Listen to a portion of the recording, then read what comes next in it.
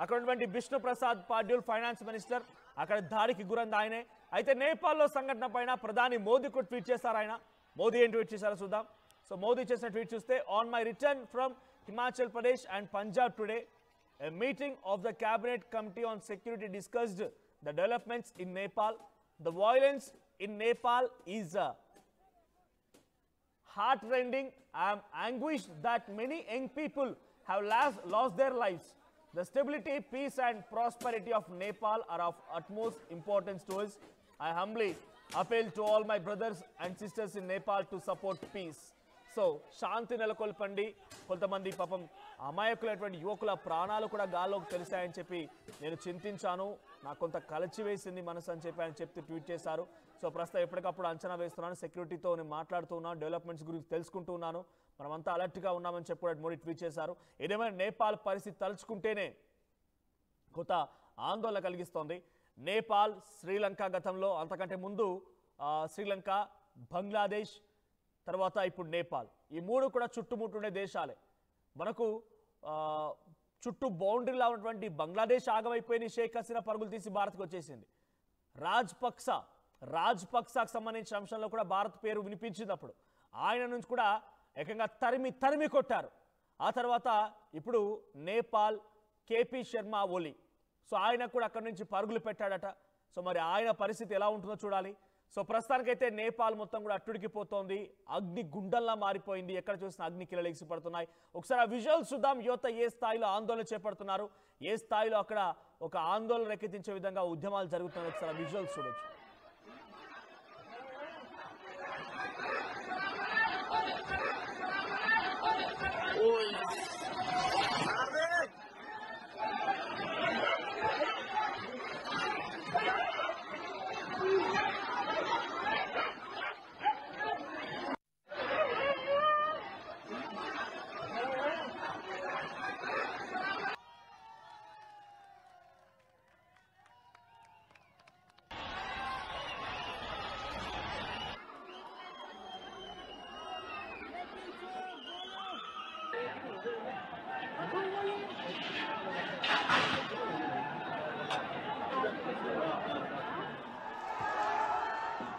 So దీన్ని బట్టి ప్రపంచ దేశాల్లో ఉన్నటువంటి దేశాధినేతలు కానివ్వండి, అక్కడ మంత్రులు కానివ్వండి, ఒక విషయం వాళ్ళకి గుర్తెరగాలి. ఏంటంటే అవినీతి జరిగితే సహించరు.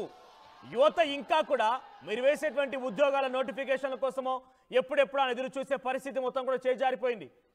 మీ పిల్లలేమో, దేశాధినేతలు ఉన్నటువంటి పిల్లలేమో, దేశాలను పరిపాలించే పాలకుల పిల్లలేమో పెద్ద పెద్ద ఉద్యోగాలు, బ్రాండెడ్ కార్లు, ఫోన్లు, రకరకాల లగ్జీరియస్ అండ్ లావిష్ లైఫ్ని గడుపుతూ ఉంటే మేము ఇంకా మీరు చెప్పేటువంటి మాటలు నమ్మి, మీరు రెచ్చగొట్టే విధానాలు నమ్మి వాటి వరకు ఆగిపోవాలా? ఇప్పుడు నేపాల్లో జరిగింది అదే. కొంతమంది త్రిభువన్ యూనివర్సిటీకి సంబంధించిన పిల్లలు మీడియాతో మాట్లాడుతూ, యూనివర్సిటీకి సంబంధించిన విద్యార్థులు మాట్లాడుతూ వారు ఏం చెప్తున్నారంటే, మేమేమో ఖాళీ కడుపుతో, నిరుద్యోగ సమస్యతో తినక చాలని బతుకులు బతుకుతూ ఉంటే వాళ్ళ పిల్లలేమో లగ్జీరియస్ అండ్ లావిష్గా బతుకుతూ ఉన్నారు. వాళ్ళు ట్విట్టర్లో, సోషల్ మీడియాలో పెట్టేటువంటి వీడియోలు చూసి కడుపు రగులుతోంది.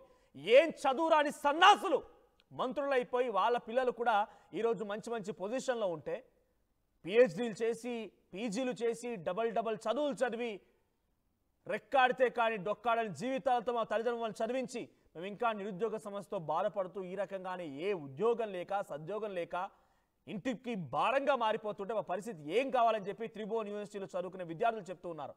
అందుకే ఎక్కడైనా గుర్తుపెట్టుకోండి, అవినీతికి జరిగితే సహనం, సమయం కొంత ఉంటుంది, దానికోసం విద్యార్థులంతా ఆలోచిస్తారు. కానీ ఒక్కసారి సహనం సమయం దాటింది అంటే నేపాల్ లాంటి పరిస్థితి ఎక్కడ వచ్చినా కూడా ఆశ్చర్యపోకండి.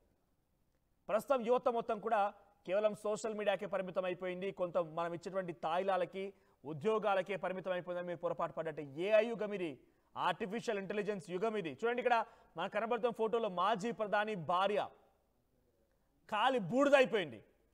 యువత ఆగ్రహానికి, యువత పెట్టిన నిప్పుకి కాలి బూడిదైపోయింది మాజీ ప్రధాని భార్య. సో నేపాల్లో చాలా ఎక్స్ట్రీమ్ సిచ్యువేషన్ కనబడుతోంది. అక్కడ కాలి బూడిదైపోయింది ఒక మాజీ ప్రధాని భార్య అంటే అర్థం చేసుకోండి ఏ స్థాయిలో అక్కడ ఉద్యమం జరుగుతుందనేది.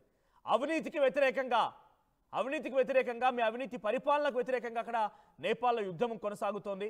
డెఫినెట్గా దీన్ని ఒక ఉదాహరణగా తీసుకొని దేశాధినేతలు ప్రపంచ దేశాల్లో పరిపాలిస్తుండే ఆ పాలకులు కూడా అర్థం చేసుకోవాల్సిందే.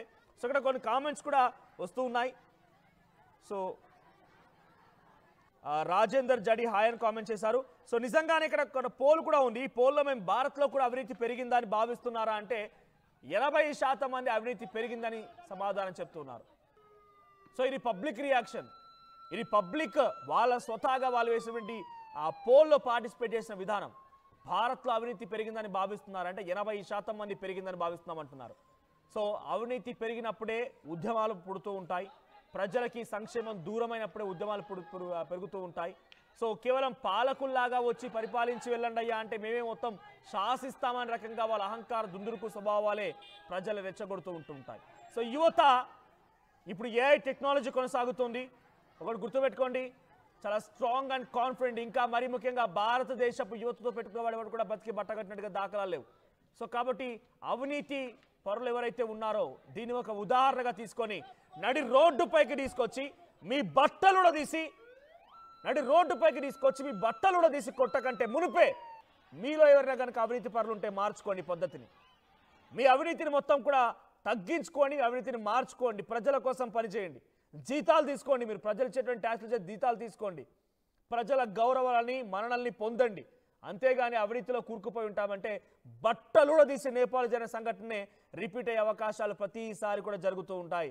షేక్ హసీనా విషయంలో చూసాం, రాజపక్స విషయంలో చూసాం, ఇప్పుడు కేపీ శర్మ విషయంలో చూస్తున్నాం. సో దయచేసి అవినీతి పరులు ఎవరైనా ఉంటే ఇక్కడ మీ పద్ధతి మార్చుకోండి.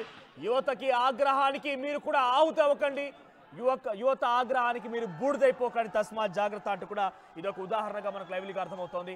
సో మీ అభిప్రాయం ఏంటి కామెంట్ చేయండి. నేపాల్ జరిగినటువంటి ఈ సంఘటన ఎటువంటి సాక్షాత్కారంగా ఉంది, దీనికి ఉదాహరణగా మనం ఇంకా ఏ అంశాలు తీసుకోవచ్చు, మీ అభిప్రాయాన్ని కామెంట్ చేసే ప్రయత్నం చేయండి.